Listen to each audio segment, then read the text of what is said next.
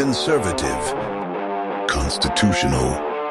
It's the Andrew Cooperrider Show, keeping you informed on what's going on right here in Kentucky.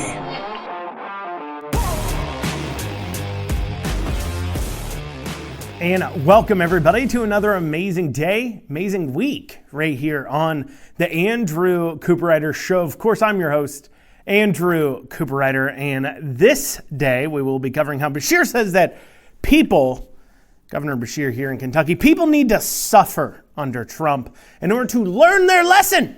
Like we're a bunch of children that need to be taught to never vote for a Republican ever again. A policy change at the Scott County Jail regarding illegal immigrants, Scott County here in Kentucky, of course, shows us just how local governments and liberal operatives and this idea of, well, we can't do anything about legal immigration had priorly infected so much of our political system, and this provides the perfect example of what's going on in Scott County. And of course, in my quest to keep you informed on what our state legislature is doing, we will continue to cover bills that have been proposed, especially before session starts back up again. They came in for a few days at the beginning of January. Now they will be resuming session here at the beginning of February, so we'll go into a few more of those bills. So we'll have all that and more today on the Andrew Cooperrider Show. But before I dig down into it, please make sure you like, comment, share, and subscribe. If you're listening to this on the radio, watching this on TV, just know you can head over to theandrewshow.com. Once again, that's theandrewshow.com. And hit the Listen Now tab. See all the different places you can listen. You can also hit the Contact tab over at theandrewshow.com and reach out to the show if you have a question, comment, or concern. But without further ado, let's dig into it. So Beshear was on a call with governors. This from WHAS 11. I'm quoting now from the beginning of the article. It says 6 Democratic governors, including Kentucky Governor Andy Beshear, are urging party leaders to be more aggressive, in quotations, in pushing back on President Donald Trump's agenda, according to a report from the New York Times. According to the report, Senate Minority Leader Chuck Schumer called the governors to discuss a collective response to Trump's executive order freezing federal loans. Trump's administration has since backtracked on their original memo. So why is this an issue to these governors, especially to Beshear in the first place? Why is it that this freezing of federal loans poses such a threat to these Democrat governors that are concerned about Trump's agenda? Well, we need but look at what Beshear's rhetoric typically is. He talks all the time about how we've built a quote-unquote new Kentucky home, whatever that's supposed to mean. I guess, of course, he's dealing with the old Kentucky home slogan and turning it into the new Kentucky home, though many of us just want a Kentucky where we can work and live peacefully and be able to provide for ourselves without having to ask the government to provide us with jobs or other things. But in Beshear's new Kentucky home, it involves large projects like the Ford battery plant in Hardin County, the battery plants in Hopkinsville and Christian County, or the battery plants in Warren County, or the battery or electric vehicle factory going in Shelbyville, or the indoor greenhouses that now defunct App Harvest put into place. These are the kinds of projects that Beshear has been championing. But the thing about all those projects, these billions of dollars on investment that Beshear quotes as an accomplishment of his administration, well, they're all dependent upon one thing, even the data center now going into Kentucky. And that is they're dependent upon government handouts. Now they're dependent upon state government handouts as well. And we've covered how we've given them literally hundreds of millions of dollars in just plain cash, hundreds of millions of dollars going out to these battery plants and other places, then hundreds of millions going out to the Ford battery plant. But also as well, tax carve-outs. Take the data center that's going in Louisville, for an example. It has an over 50-year freeze on paying sales tax. That's right, a data center, which already doesn't employ that many people, that draws on power, that draws on infrastructure that you and I have to pay for. Not only are they receiving other local tax benefits and property tax benefits, but also from the state, they're receiving a sales tax benefit, meaning like a nonprofit, they do not have to pay sales tax for items here in Kentucky. And that's a weird claim, of course, and I brought this up at the time that this was put into our appropriations bills and our revenue bills, where this carve-out was put in by our Republican legislature. And I brought up that for a state that is supposedly moving to a more income tax base, or less income tax, more sales tax based economy, it's weird to be giving now sales tax breaks to businesses that already don't even provide a lot of jobs. You know, these tech server farms, they really don't have a lot of on-site jobs. They really don't do much for the local economies at all, outside of perhaps purchasing things and paying sales tax. And now they've been given a multiple decade exemption from doing even that by our legislature. But putting aside what the state gives them, we're also missing what the federal government gives them. For an example, take AppHarvest. A few months before it went bankrupt and defunct, the USDA backed a $50 million loan so it can continue construction and finish it on its Somerset indoor strawberry growing greenhouse. It also, the federal government was cutting loans to the tunes of billions of dollars to these battery plants that are being built here in Kentucky, and battery recycling plants. In fact, in the Green New Deal that Biden put forward in the quote-unquote Inflation Reduction Act, it even provides funds for the factory that was being built in Shelby County, or is being built in Shelby County. And so if Beshear doesn't have these government taxpayer dollar handouts to the tunes of billions, how can he claim that these companies are now investing billions? I mean, that's what he's regularly said. We're getting billions of dollars in investments. It's historic. No other governor has ever had the amount of investments I have had. These are real claims he's made. Now, of course, on its surface, the claim of saying, well, I'm a governor who's made more money and brought in more investments than any other governor falls flat on its face when you consider the fact that up until 1994, it wasn't even allowed for governors to serve 2 consecutive terms. Then you throw into account, of course, inflation, coupled with now that state spending has gone up by huge percentages, while at the same time, federal government has shelled out billions of these dollars that have so-called been investment. Take the $3.5 billion investment Ford's making. They're receiving $500 million from the state, but at the same time, they're receiving another $3 billion from the federal government. They're basically out nothing on the entire facility. And so the freezing of those loans, well, that creates a problem for these Democrat governors that have been creating the positive headlines by handing out taxpayer funds to private companies.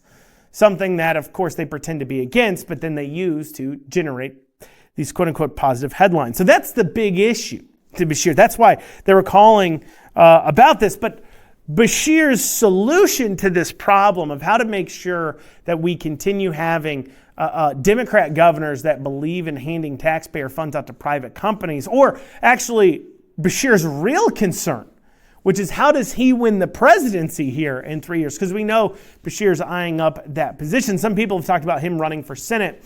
I don't think he'll do that because it will be a stain on his future, on his electoral future. It'll be a stain on his legacy that you lose your last election. And I think the Senate race would be a lot more difficult for him to win than the governor's race because, of course, Kentucky has been voting for Republican senators now for much longer than they've been voting in for Republican state-level legislators. And at the same time, he's not an incumbent there. He's an incumbent governor, and so he was able to use that incumbency to help him win. But in an open election for federal race that Kentucky has typically voted Republican in, Beshear, well, it's a much harder race for him to handle. So putting that to the side, and also too, he's positioned himself. If you're going to run for Senate, you think you'd push away from, of course, the federal side of things, where the federal messaging we've seen from Democrats that is not popular in Kentucky, but instead he's embraced it, indicating he will run for presidency. So that's his real concern. How do I win president here in a few years? Well, he's got a novel idea, and that's to make you feel the pain of being under President Trump. And he said as much. We'll go over exactly what he said and what he means by it after this short break. You're listening to the Andrew Cooperrider Show. And you're back on the Andrew Cooperrider Show. So Beshear was on this call at Governors with Chuck Schumer, of course, pursuing his goal about how do I get the American people to vote for me for president here in a few years. And he's decided that his solution, while not being necessarily a new one for Beshear, is to go ahead and make sure that they feel the pain. This now quoting from the article. This is coming from the New York Times. So on the call, he reportedly added that the hardest part of dealing with Trump's new administration, now quoting, was that the American people would have to feel the pain of the president's actions, quoting now again, so that they would learn not to make the mistake of electing someone like him again. That the American people would have to feel the pain so they would learn from their mistakes. Like a parent would.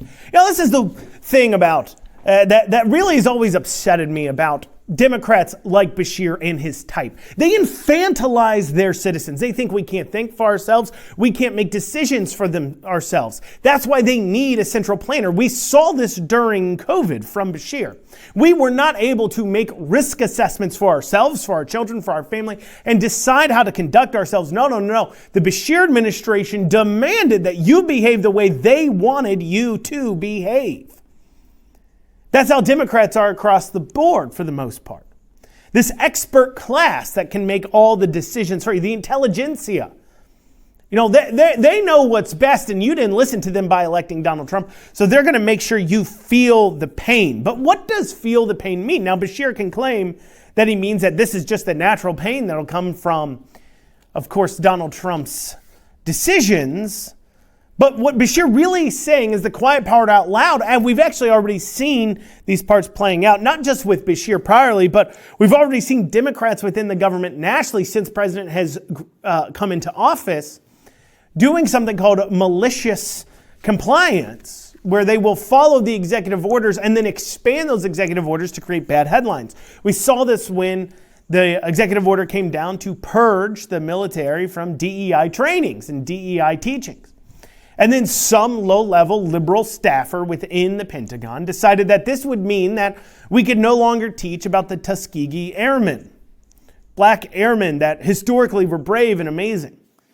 We can no longer teach about that. That would be DEI. Of course, that's not DEI. None of us think that's DEI. This is teaching about normal history of great accomplishments of great men who sacrificed for their country. DEI is teaching that somehow, some way, because you are of a different skin color, you should be treated differently. That's what DEI is about. Everybody should have the same standards, especially within the military. Every position should have the same standards for the same people, regardless of their race, their gender, their ethnicity, their belief system. Everybody needs to have the same standard in order for us to maintain our national defense. That's what DEI, purging out of the military, is about. It's not about removing the teaching of Tuskegee Airmen. Everybody knows this, and in fact, when Hegseth found out about it, Secretary of Defense Hegseth went ahead immediately said, no, we're not doing that. We're teaching that. What are you talking about?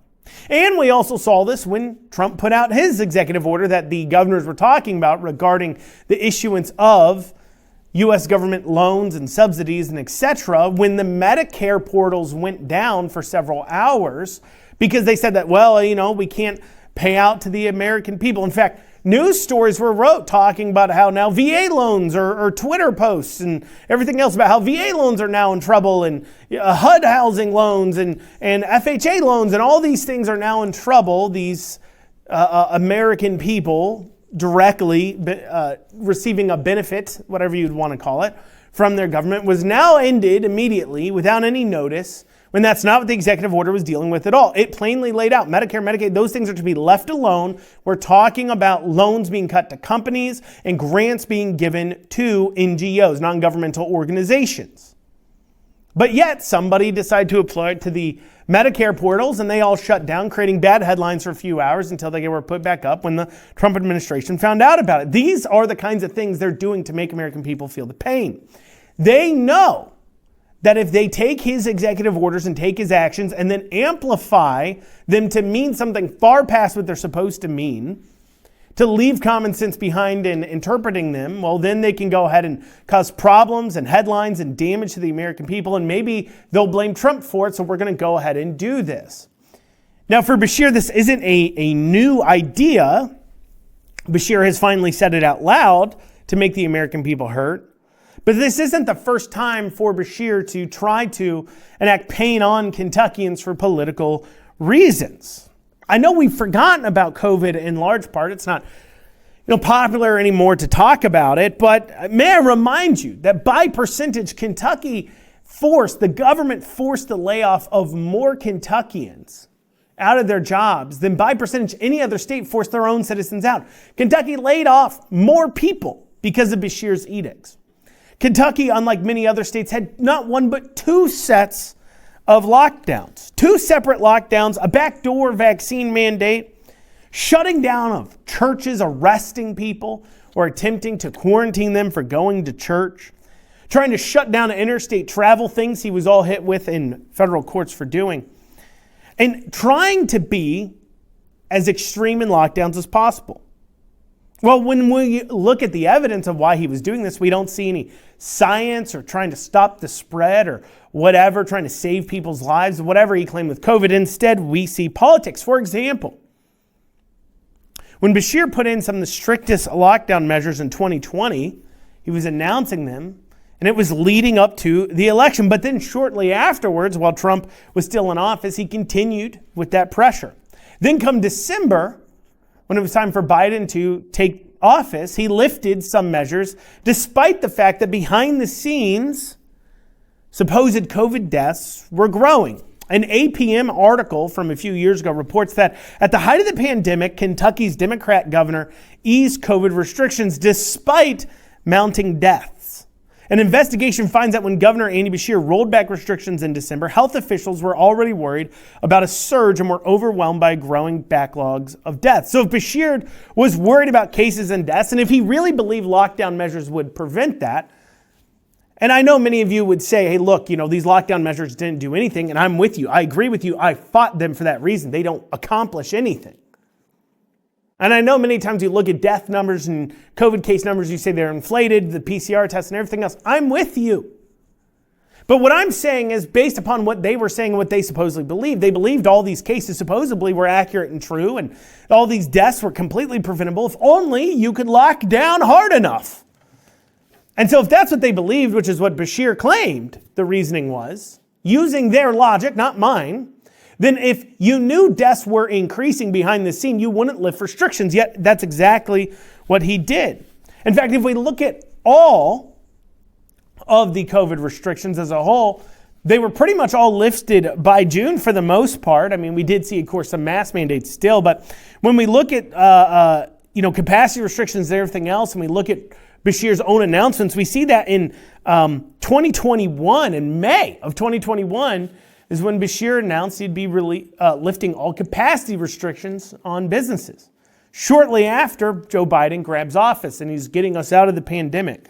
But if we fast forward to almost a year later, January of 2022, here's a press release from the governor's own office. And it says, the highly contagious Omicron variant continues to spread rapidly. Highest ever test positivity rate reported today.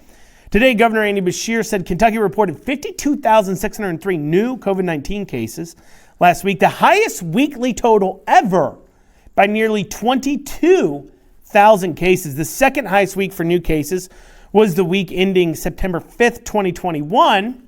Remember when he lifted all lockdowns in May? Anyways, 2021, when 30,680 cases were reported. The governor also reported the state's highest ever test positivity rate today at 26.33%, and updated Kentuckians on relief efforts for the family impacted by the tornadoes. He said Omicron continues to burn through the Commonwealth, growing at levels we've never seen before. Omicron is significantly more contagious than even the Delta variant. If it spreads at the rate we are seeing, it's certainly going to fill up our hospitals. The governor said he is deploying 445 Kentucky National Guard members to 30 healthcare facilities to provide support beginning this week. So while tornado relief was going on for Western Kentucky, Beshear was deploying the National Guard to hospitals instead of, helping with that because it was so badly needed. Now, we could go into, of course, what was causing these cases. Was it really of concern? We could go into the fact that, the National Guard members wouldn't have been needed at the hospitals. That the hospitals just 6 months prior hadn't fired all the doctors and nurses that refused to take the COVID vaccine, hundreds of them, and then they wonder, why are we understaffed, pushing them out? But we can talk about that for a different time, or we have talked about that at length. So I don't want you to take this time buying into that kind of garbage. The point here is that if cases were on an all-time high and lockdown measures were supposedly so effective at dealing with this, the claim Beshear made, why didn't he do it? Well, it was because Beshear knew Biden was in office and it would make Democrats look bad. It'd make them look bad.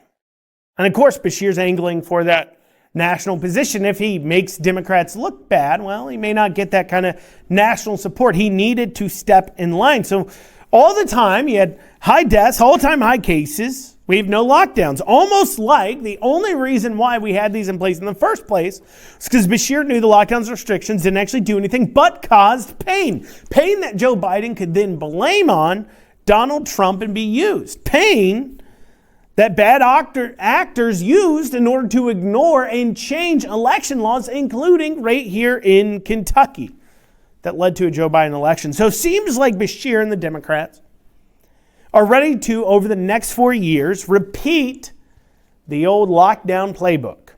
Cause as much problems and issues as possible to citizens in order to be able to blame Donald Trump for what they themselves are doing. It is worth it to them. To literally they've shown us that they're willing to cause citizens to lose their businesses and livelihoods and families and increase risks of suicide and drug use and all these other things, all in order to cause pain to get you to behave in the way they want you to electorally.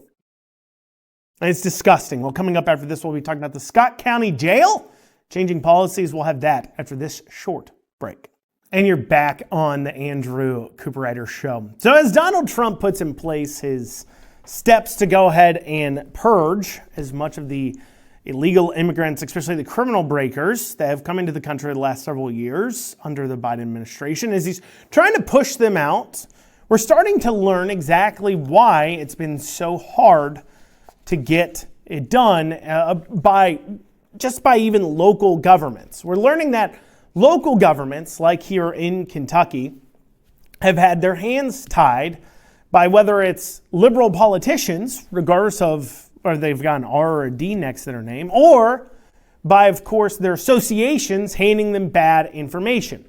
You see, no matter the position, whether it's a doctor or a lawyer or what have you, an HR professional, quote unquote, they don't themselves go and research things necessarily. They have a lot going on in a day. What they do is they listen to these so-called boards that license them and the experts, and they take the advice that they're handing out and they read through quick articles maybe about it, and they say, okay, I'm not going to look at the direct laws myself and study them. I'm just going to take the advice given by my individual associations and different groups like that license these people, and I'll just take that information at face value. I won't look into it any deeper, and then implement that within my organization. And so we saw this, of course, I was just talking a little bit about the COVID lockdowns. We saw this during COVID, where general practitioners weren't actually experts on anything to do with COVID more than the general public would be, actually a lot of times less, because they're so busy, and they just trusted with face value what the CDC and other health places were telling them without looking at the actual data behind it.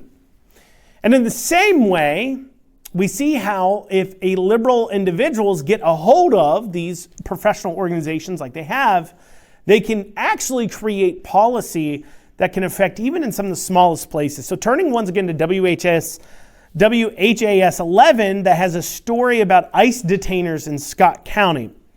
Quoting now from the article, all of last year, we had maybe one ICE detainer, and so far in the last 7 weeks or so, we've had 4. Scott County jailer Darren Broyle said they have their finger on the pulse of who is brought into this jail and other jails statewide. U.S. Immigration and Customs Enforcement, ICE, can request for jails to hold inmates for up to 48 hours beyond when they'd normally be released, and what's called a detainer. Scott County has never had this kind of agreement in place. They've been advised by their county attorney not to risk lawsuits that could come by not releasing charged individuals who either bonded out or convicted criminals who finished serving their sentence. I really felt like my hands were tied, Broyles said. I did not think we were serving our community's best interest. But after Thanksgiving, the Scott County Jail enacted a new procedure.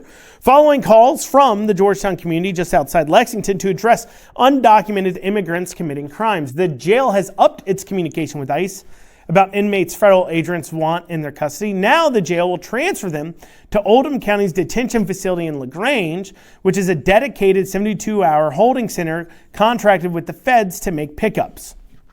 So, to summarize there, priorly speaking, Scott County has arrested illegal immigrants prior to Thanksgiving. They were arresting illegal immigrants. And then when those illegal immigrants either finished serving out their sentence for a crime they were charged and found guilty of, or they made bail for a crime they were accused of committing and arrested, Scott County would just release them, even though they were also here illegally. Even though ICE would be more than happy to come and pick them up and remove them from your community and deport them. They've just been letting them go. And the jailer said, look, I didn't want to do this, but I felt like my hands were tied because the county attorney told me that if I didn't do this, we would be risking lawsuits. Well, of course, you're risking lawsuits the minute you enforce any law. Let's keep that in mind, of course. You're risking a lawsuit for improper use anytime you arrest somebody. You're risking a lawsuit for claims of racism and everything else every time you arrest anybody. To be clear, the idea of police work and holding people is always with risk of lawsuits. That's kind of the whole thing. And not that these lawsuits should necessarily in whole go away. It's an important check on our rights. I'm not saying that. But the county attorney here decided to advise the jail that when an illegal immigrant was arrested and either charged with a crime and made bail or was convicted of a crime, then serve the sentence within the jail, they should just release them and not turn them over to ICE. Interesting, isn't it? Now you'd wonder, how did this county attorney arrive at this conclusion? As they just said here, there is an entire detention center in Oldham County set up specifically for ICE detainers and this type of thing. Not just ICE detainers, but any kind of 72-hour holds that the federal government asks. So clearly other counties have been doing this. Other places have figured it out, but the Scott County attorney decided that they just couldn't do it. And the jailer, now I understand he's maybe changed policy and he decided to go ahead and solve the problem, but only once he was worried about electoral consequences. Keep in mind, jailers are elected. That's when he changed his mind. But even then, he wasn't himself trying to figure out a way to make this work until the people spoke up. So you have a county attorney that ignores the fact that other people can do this, probably got advice from some sort of professional association of county attorneys. It probably exists. I don't even need to research it to see if it exists. I guarantee, I bet you $1,000 it exists. And if I'm wrong, somebody send me an email. But I bet you $1,000 there's an association that county attorneys belong to. I guarantee it. And I guarantee you they gave out some sort of guidance on ICE detainers and said, well, you're risking a lawsuit if you do this. I don't know if I'd do that if I were you, because there's some sort of liberals within these boards that have decided to try to use their position to forward their views on immigration. And so now Scott County has decided to change their ways. Now, of course, we're talking about, going back though to this, you have illegal immigrants that are committing crimes, being convicted, and then not being deported. But then you also have illegal immigrants that you're just charging. And some people would say, well, they're innocent till proven guilty. They shouldn't be maybe deported if we're only deporting illegal immigrants. And to which I say, illegal immigrants who have committed other crimes. Because let's keep in mind, illegal immigration is a crime. It is. You're not even supposed to be here. Your very existence within this country is illegal, but has committed other crimes. And so if you've just been arrested, maybe, well, you haven't been convicted. So maybe that doesn't fall into a criminal illegal immigrant. But to which I say to those people, you're not even supposed to be here. Any kind of inconvenience, any kind of expenditure of taxpayer funds to arrest you, to have you in court, to hold you in jail, any kind of money that the taxpayer's expending because a person who's not supposed to be here is now here is $1 too much. Now, I'm glad that the Scott County jailer figured out how to help deport illegal immigrants, but I want to encourage, if this county attorney was getting this kind of advice, I want to encourage every single one of you out there to call up your local jailers, to reach out to them the same way Scott County did and ask them, what is your policy on ICE detainers? Has your county attorney told you not to do it? Because if there's one in Kentucky that's done it, I bet you there's a lot more acting on advice from whatever professional organization they have. Now, coming up after this, we're going to be digging in, of course, to some legislation. We'll dig into a bill or two or three if we've got time when we come back, because obviously February is the next start of our legislative time. They have 30 days in the odd years, 2025 odd year. They have 30 session days versus 60 on even years. And in this case, they went into session for a few days in the beginning of January, established session, established committees, established who the leaders and speakers are, file some bills, and now they've been preparing to come back into session in February and supposedly get some things done. We'll see exactly what they get accomplished there in February, but we will go over some bills that have been proposed, some things they could have the choice to get done or not do. After this short break, you're listening to the Andrew Cooperrider Show. And you're back here on this final segment of the Andrew Cooperrider Show. We're going to be digging into, in this segment, a few bills, a few more bills. We do this several times on the show where we've dug into bills that are listed. We're just kind of working through them chronologically. So if you want to hear more about this kind of content where we're digging into exactly what your legislators are proposing, so you know what maybe you want to support, what maybe you want them to change, what maybe you don't want them to support, I do encourage you to listen to the show. It does come out more than once a week, sometimes 2, 3, 4 times a week, sometimes twice a week, but it does come out multiple times a week, and you can head over to theandrewshow.com, hit the Listen Now tab to tune in to it and see where you can listen. But let's start off with House Bill 92. It's proposed by DJ Johnson. From Representative Johnson here, I'm reading the bill summary. He wants to amend KRS 531.335 relating to the possession or viewing of matter portraying a sexual performance by a minor to provide that sexual performance may be by a computer-generated image of a minor, provide that any person convicted of possessing or viewing of matter portraying a sexual performance by a minor shall not be released on probation or parole without serving 85% of the sentence imposed. So this deals mainly with AI pornography, of course. In this time of AI, it ends up being a situation where you have to create new laws to deal with the creation of porn showing a minor, because of course child porn is illegal, as it should be. It victimizes children, puts forward the idea of sexualizing children.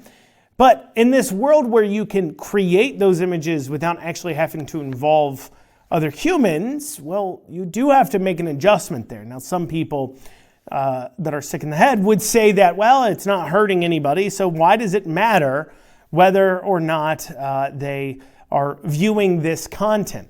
To which I say, well, it is hurting somebody because it's leading to the idea that somebody should be sexualizing children in the first place. And that creates the process to ending up sexualizing children as a whole. In the same way that creating pornography of other individuals in your life, you can feed an image into AI, I guess, and then they can create a pornography of that individual put onto a body. Well, that should also be illegal. You are victimizing somebody in that circumstance as well. And so I do think those kinds of laws are important in keeping up with the artificial intelligence side of things. Is a complicated task that our government's going to have to walk that line of what's appropriate, not appropriate. You can go too far, like you've seen in California, where, creating AI parody of anybody in politics is somehow now going to be against the law. Or you can do simple things that make sense, like saying, hey, you can't create AI child pornography. I want to move, though, to another bill here, House Bill 99 by Stephanie Dietz. I'm going to read through this. It's a little bit longer, the bill summary, but I do think it's important for you to hear all of it. So, House Bill 99 by Dietz amends KRS 510.060 relating to rape in the third degree to prohibit a person from engaging in sexual intercourse with another person who is incarcerated by the Department of Corrections, Department of Juvenile Justice, or a detention facility, to prohibit a Commonwealth attorney, assistant Commonwealth attorney, county attorney, or assistant county attorney from engaging in sexual intercourse with another person who the attorney is prosecuting unless a prior sexual relationship exists. To prohibit an attorney from a criminal defendant from engaging in a sexual intercourse with a criminal defendant unless a prior sexual relationship exists. Amend KRS 510.090 relating to sodomy in the third degree to prohibit a person from engaging in deviant sexual intercourse with another person who is incarcerated by the Department of Corrections, Department of Juvenile Justice, or a detention facility, to prohibit a Commonwealth attorney, assistant Commonwealth attorney, or county attorney, or assistant county attorney from engaging in deviant sexual intercourse with another person who the attorney is prosecuting, unless a prior sexual relationship exists, to prohibit an attorney from criminal defendant from engaging in deviant sexual intercourse with a criminal defendant unless a prior sexual relationship exists, relating to sexual abuse in the second degree, to prohibit a person from subjecting another person who is incarcerated by the Department of Corrections, Department of Juvenile Justice, or detention facility to sexual contact, to prohibit a Commonwealth attorney, assistant Commonwealth attorney, or county attorney, or assistant county attorney from subjecting another person who the attorney is prosecuting to sexual contact unless a prior sexual relationship exists, to prohibit an attorney from criminal defendant from subjecting the criminal defendant to sexual contact unless a prior sexual relationship exists. So this is a law that is basically seeking to go ahead and make sure that prosecutors, detention facility people, judges, others within the justice system are not using their positions of power, including attorneys defending individuals, using their positions of power to go ahead and use that position of power to coerce an individual into sexual relationships, sexual contact with them. And it's a good law. I think it's important. I'm sure this is already illegal to some degrees, but it isn't explicitly illegal. So it's good that they come out and point this out. But I do have a question. Now, I understand why we would say unless a prior sexual relationship exists on the attorney defending a defendant clause of this law. And that is because obviously if you are married to a lawyer, or if you're dating a lawyer, or if you're involved in some sort of relationship with a lawyer and you find yourself in trouble with the government, that lawyer may want to represent you. You may want to, quote, hire them or have them represent you for free because obviously they care more about you than a public defendant would, and perhaps they're willing to do it, once again, for free. They're not going to charge you.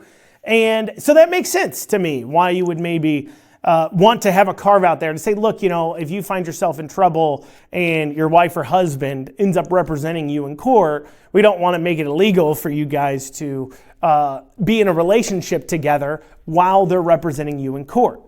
Makes tons of sense. However, the carve out for prior relationships on the other side, on the prosecuting side of things and jails and everything else, makes absolutely zero sense to me at all. If you are engaged in some sort of relationship with a person you're prosecuting, sexual or otherwise, you should not be involved in that case, period. You should recuse yourself from the case. There should not be a carve out for one priorly existed. You're almost giving tacit allowance that a prosecutor prosecute their own spouse, and that somehow you think that won't affect their ability to prosecute them. I think that carve-out doesn't make sense. It doesn't make sense to have a carve-out for incarcerated people by the Department of Corrections. You should not be allowed to be the prison guard for your boyfriend or girlfriend or wife or husband Because that creates obvious issues. In fact, we have documented problems within the Kentucky Department of Corrections, within Kentucky prisons and jails, where individuals were either married to or engaged in relationships with other individuals within the jails, and then using that to smuggle in things to that individual to help them make money on the inside, to help them protect themselves from that.